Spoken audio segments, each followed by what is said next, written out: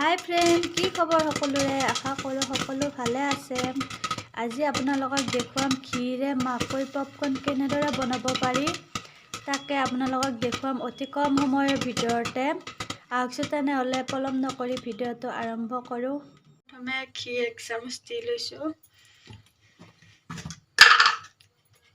তাৰপিছত নিমখ অলপমান দিছোঁ।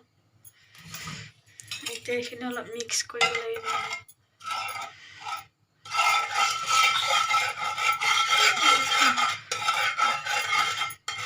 অলপমান গৰম হোৱাৰ পিছত আমি মাকৈকেইটা দি দিম। এতিয়া এয়া আমি মাকৈ লৈছোঁ। এয়া আগতে ধুই পেলাই শুকোৱা মাকৈ হয়। তাৰপিছত এতিয়া আমি ইয়াত দি দিছোঁ ঘিত। অলপমান লৰাই থাকিব।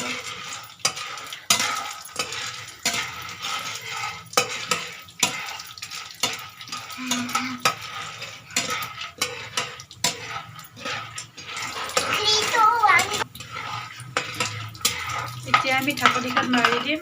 ফুটিব সময় হৈছে।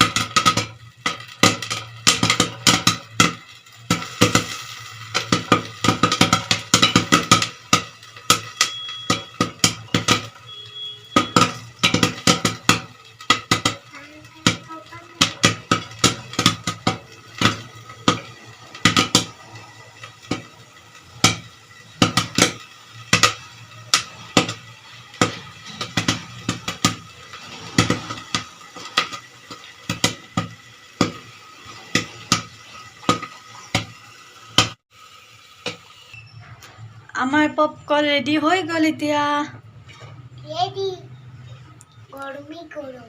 ভিডিঅ'টো চাই কেনেকুৱা পালে? যদি ভাল পালে তেনেহ'লে লাইক, কমেণ্ট, শ্বেয়াৰ কৰিবলৈ নাপাহৰিব। আজিলৈ আহিছোঁ তেনেহ'লে বাই বাই।